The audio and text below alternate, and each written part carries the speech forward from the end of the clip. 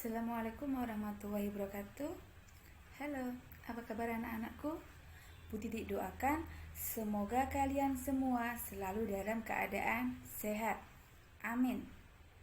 Jangan lupa tetap jaga kebersihan, kesehatan, dan patuhi 3M, yaitu memakai masker, mencuci tangan, dan menjaga jarak agar kita terhindar dari virus COVID-19. Sebelum memulai pembelajaran pada kali ini, marilah kita berdoa terlebih dahulu agar apa yang kita pelajari kali ini dapat bermanfaat. Amin. Pada pembelajaran kali ini kita akan membahas pelajaran kelas 4, tema 6, subtema 3, pembelajaran 2, yang meliputi mata pelajaran Bahasa Indonesia, IPA, dan SBDP. Pelajaran yang pertama adalah Bahasa Indonesia.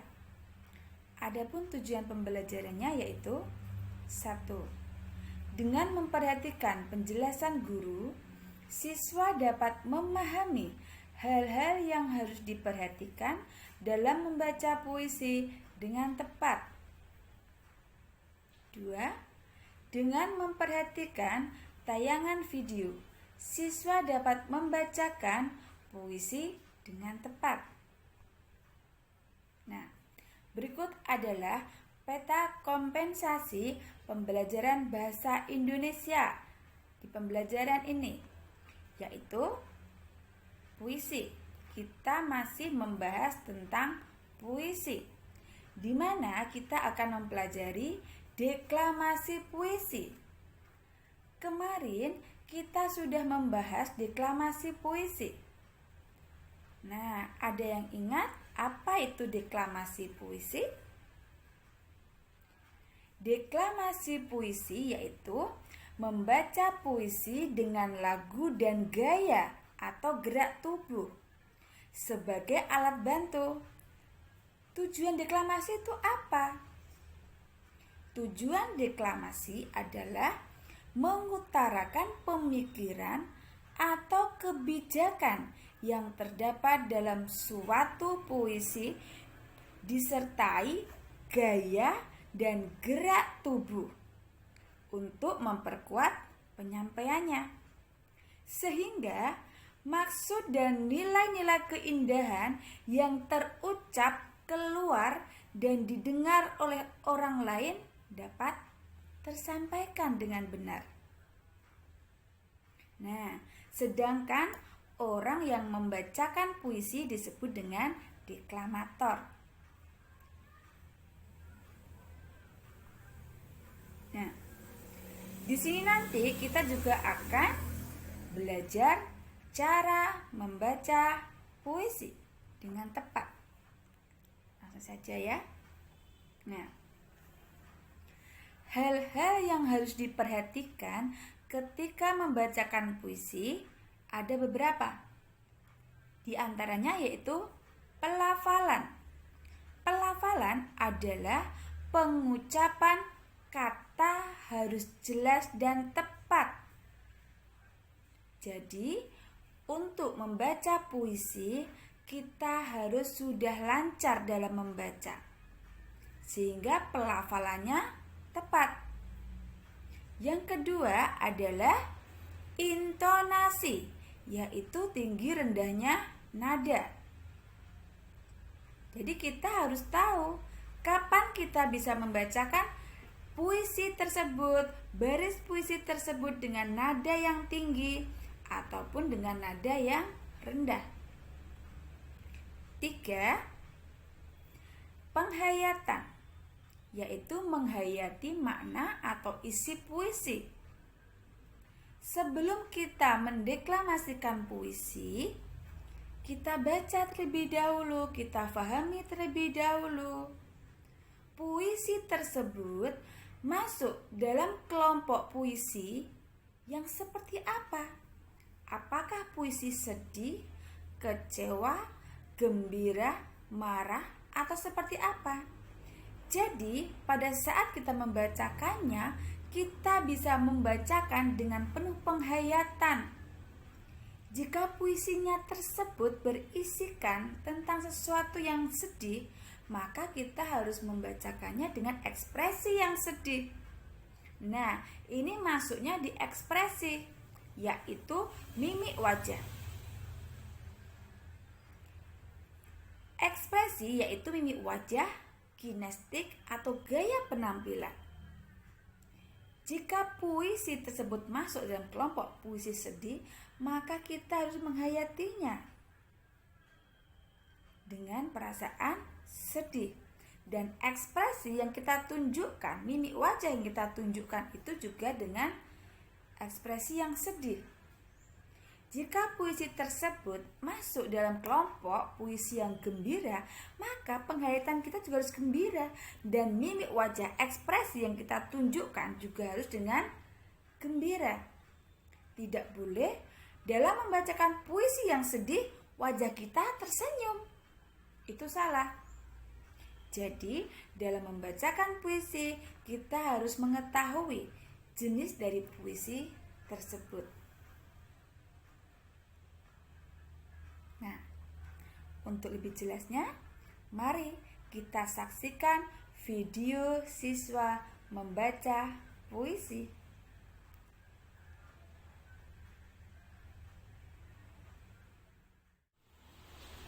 Assalamualaikum warahmatullahi wabarakatuh. Perkenalkan, nama saya Indres Ramawati, bersekolah di SDN Petojo Selatan 01. Saya akan membacakan puisi yang berjudul Cahaya Pendidikan. Aku dengar cerita bahwa negeriku gelap gulita tanpa pendidikan, seperti ruang tanpa lentera cahaya, menyusuri jalan tanpa tujuan. Wahai negeriku, kini aku siap menghadapi lentera senja. Bersama pendidikan, mari kita bebaskan dari gelapnya pengetahuan. Berbekal ilmu, mari kita raih masa depan dan negeri yang kokoh. Wahai pahlawan pendidikan, karena engkaulah bibit generasi menjadi tangguh, membentuk pemuda-pemudi yang cerdas untuk mengalahkan negeri yang lebih maju. Terima kasih pahlawan pendidikan. Terucap selamat Hari Pendidikan. Jasa dan kisahmu akan terangkat indah sepanjang masa. Salam dari kami, generasi penerus negeri. Wabil taufiq wal hidayah. Wassalamualaikum warahmatullahi wabarakatuh. Nah, tugas kalian di pembelajaran bahasa Indonesia kali ini adalah bacakan puisi berikut ini dengan tepat. Jangan lupa kirimkan videonya ya. Jadi kalian harus membacakannya dengan ekspresi yang tepat, pelafalan yang tepat, intonasi yang tepat, dan penuh dengan penghayatan. Seperti pada contoh video tadi. Paham anak-anak? Pembelajaran yang kedua adalah IPA. Adapun tujuan pembelajarannya yaitu 1. Dengan mendengarkan penjelasan guru, siswa dapat memahami cara pelestarian makhluk hidup dengan tepat. 2. Dengan mendengarkan penjelasan guru, siswa dapat menyebutkan dan menjelaskan 3 cara pelestarian makhluk hidup dengan tepat. Nah, peta kompensasi pada pembelajaran IPA kali ini yaitu kita akan belajar sumber daya alam, di mana kita dapat mengetahui macam-macam sumber daya alam. Menyebutkan pentingnya sumber daya alam dan menyebutkan cara melestarikan sumber daya alam. Nah, sebelum kita masuk ke dalam cara melestarikan sumber daya alam, mari kita ingat kembali, apa itu sumber daya alam? Sumber daya alam adalah segala sesuatu yang ada di alam, di mana ada 2 jenis sumber daya alam. Ya, jenis sesuai dengan kelompoknya. Yang pertama, sumber daya alam biotik, dan yang kedua, sumber daya alam abiotik. Nah, sumber daya alam biotik yaitu sumber daya alam yang merupakan contoh sumber daya alam yang meliputi makhluk hidup, itu komponen biotik. Di antaranya ada tumbuhan, ada hewan. Nah, itu ada sumber daya alam dari komponen biotik. Ya. Sedangkan sumber daya alam komponen abiotik yaitu meliputi cahaya matahari, minyak bumi, dan gas alam. Jadi bedanya, biotik itu dari makhluk hidup, sedangkan abiotik itu yang non makhluk hidup. Ya. Kemudian sumber daya alam yang ada di bumi ini sangat besar manfaatnya bagi manusia, baik itu sumber daya alam yang biotik maupun sumber daya alam yang abiotik. Nah, untuk itu, karena besarnya manfaat sumber daya alam bagi kehidupan manusia, maka sumber daya alam yang ada di bumi ini harus dilestarikan. Nah, di sini ada cara melestarikan sumber daya alam. Dilihat. Yang pertama ada tebang pilih. Maksudnya apa? Jika kita mau menebang pohon di hutan, maka pilihlah pohon yang sudah layak ditebang atau sudah tua. Tebang pilih. Jangan menebang pohon yang masih muda. Yang kedua, reboisasi. Masih ingat apa itu reboisasi? Ya. Reboisasi adalah penghijauan atau penanaman kembali hutan yang gundul. Yang ketiga, pemupukan, pembuatan terasering atau sengketan. Nah, ini dilakukan pada bidang pertanian, perkebunan, ya. Jadi melakukan pemupukan, pembuatan terasering atau sengketan itu di daerah pegunungan. Yang berikutnya yaitu mencegah perburuan liar. Jadi jangan berburu secara liar karena itu bisa mematikan hewan-hewan langka yang dilindungi oleh pemerintah. Kemudian cara melestarikan sumber daya alam berikutnya dengan membuat suaka marga satwa, yaitu tempat perlindungan hewan, dan juga cagar alam. Cagar alam adalah tempat perlindungan tumbuhan. Jadi jangan salah ya. Kalau suaka marga satwa tempat perlindungan hewan, sedangkan cagar alam adalah tempat perlindungan tumbuhan. Berikutnya yaitu membuat waduk atau bendungan. Karena apa? Dengan adanya waduk itu berfungsi pada saat musim kemarau. Bisa digunakan untuk irigasi. Bendungan fungsinya untuk apa? Untuk membendung daerah perairan agar apa? Tidak terjadi banjir.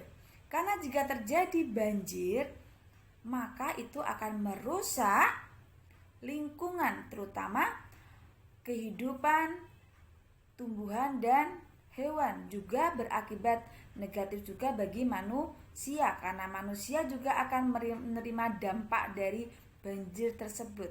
Maka dengan pembuatan waduk atau bendungan itu dapat mencegah terjadinya banjir yang bisa merusak kelestarian alam. Kemudian berikutnya mencegah terjadinya pencemaran air, pencemaran tanah, dan pencemaran udara. Cara melestarikan sumber daya alam berikutnya yaitu dengan menghemat penggunaan sumber daya alam, terutama sumber daya alam abiotik, yaitu meliputi tadi apa? Minyak bumi. Ya, minyak bumi diolah menjadi beberapa bahan bakar seperti batu bara, kemudian bensin, solar, dan lain sebagainya. Nah, dalam penggunaannya ini kita harus efisien. Jadi jangan boros. Kalau perlu kita menggunakan energi alternatif. Nah, tugas kalian yaitu sebutkan 3 cara melestarikan sumber daya alam. Jangan lupa kerjakan ya.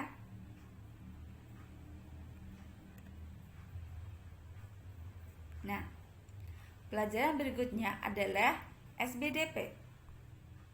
Adapun tujuan pembelajarannya yaitu 1. Dengan memperhatikan penjelasan guru, siswa dapat memahami unsur dari karya seni kolase dengan tepat. Yang kedua, dengan melihat video pembelajaran, siswa dapat mempraktekkan membuat karya seni kolase sederhana dengan tepat. Nah, peta kompensasi pembelajaran SBDP kali ini adalah tentang karya seni kolase, di mana kita akan membahas unsur dalam karya seni kolase, sehingga kalian bisa membuat karya seni kolase dengan indah. Nah, karya seni kolase. Apa itu karya seni kolase? Ada yang tahu apa itu karya seni kolase? Ya, kita sudah mempelajari karya seni kolase di semester 1. Yaitu apa? Karya seni kolase adalah karya seni. Kalau kita menyebutnya karya seni teknik tempel. Tapi secara lengkapnya, karya seni kolase adalah karya seni rupa 2 dimensi yang menggunakan komposisi artistik yang dibuat dengan berbagai macam bahan seperti kertas, kaca, logam, kayu, dan lainnya, yang kemudian ditempelkan pada permukaan gambar. Maka kita sering mengartikan karya seni kolase dengan teknik tempel. Nah, ini adalah unsur-unsur dalam kolase. Yang pertama adalah bidang. Bidang adalah pertemuan dari beberapa garis. Jadi beberapa garis bertemu sehingga membentuk sebuah bidang. Ya. Kemudian yang kedua adalah warna. Warna di sini adalah sebagai wujud keindahan yang dapat dinikmati oleh indera penglihatan manusia. Nah, masih ingat? Warna dibedakan menjadi 3. Yang pertama, warna primer. Ya, warna primer. Yang kedua ada warna sekunder dan yang ketiga ada warna tersier. Masih ingat warna primer apa? Warna primer ada 3. Merah, kuning, biru. Warna sekunder ada berapa? Merah dicampur dengan kuning menjadi oranye. Jadi warna sekunder adalah perpaduan dari 2 warna primer. Biru dengan kuning menjadi hijau. Nah, seperti itu ya. Kalau warna tersier adalah gabungan dari warna sekunder membentuk warna tersier, dan warnanya itu agak kecoklat-coklatan warna tersier nanti karena sudah perpaduan dari beberapa warna. Titik dan bintik. Titik dan bintik. Unsur titik pada seni kolase yaitu dapat dihasilkan dari butir-butir pasir laut. Sedangkan bintik dapat dihasilkan dari lada ataupun biji-bijian yang berukuran kecil ataupun sejenisnya. Garis, apa itu garis? Garis adalah perpanjangan dari titik yang memiliki ukuran panjang namun relatif tidak memiliki lebar. Jadi ini misalkan ada titik, ini ada titik, kemudian dihubungkan. Dari sini, dari titik sini ke titik sini dihubungkan membentuk garis. Nah, kemudian tadi seperti yang nomor 1 bidang. Garis-garis ini misalkan ada garis. Ini garis. Ini ada garis lagi. Kemudian sini ada garis lagi, ada garis lagi, maka akan membentuk bidang. Bidang itu ada 2, bidang datar dan bidang ruang. Ya, ada bidang yang membentuk bidangnya itu segi 4 ataupun segitiga. Ini ada pertemuan dari garis-garis tadi. Paham ya anak-anak ya? Nah, ini adalah contoh karya seni kolase. Di situ memanfaatkan beberapa bahan. Ada biji-bijian, di situ menggunakan biji jagung. Kemudian apa lagi di situ? Sagu. Ya. Kemudian ada apa lagi di situ? Menggunakan apa lagi? Nah, dilihat di situ. Itu di bagian ekor ayam ada apa? Daun. Di ekor ikan juga ada daun. Jadi, dalam karya seni kolase kita bisa memanfaatkan berbagai jenis bahan. Paham ya anak-anak ya? Nah, untuk lebih jelasnya, mari kita saksikan video cara membuat karya seni kolase berikut ini.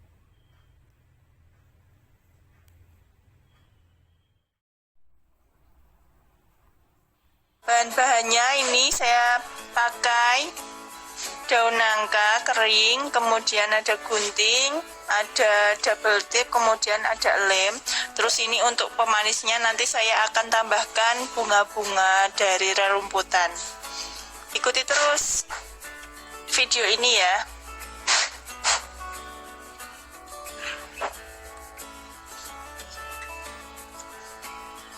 Cara membuatnya ini kita tempelkan di sini untuk badannya, kemudian kita lem.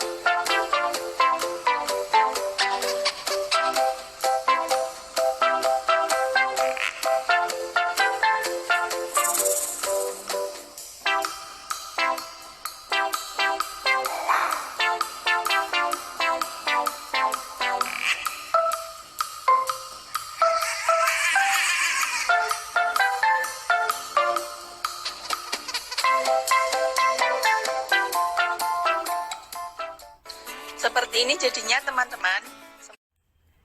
Tugas kalian adalah buatlah karya seni kolase. Kemudian foto dengan memegang hasil karyamu tersebut. Jadi kalian membuat dulu karya seni kolase. Kalau sudah jadi, kalian pegang seperti ini. Kemudian suruh ayah atau bunda memfoto. Dan jangan lupa ya, kirimkan hasil pekerjaanmu. Oke, akhirnya pembelajaran kita kali ini berakhir. Semoga bermanfaat ya. Budi ucapkan terima kasih atas perhatiannya. Tetap rajin belajar meskipun pembelajaran dari jarak jauh ya. Tapi tetap belajar dan kerjakan tugas-tugasmu. Sekian dari Bu Titi. Sekali lagi Bu Titi ucapkan terima kasih. Wassalamualaikum warahmatullahi wabarakatuh. Dah.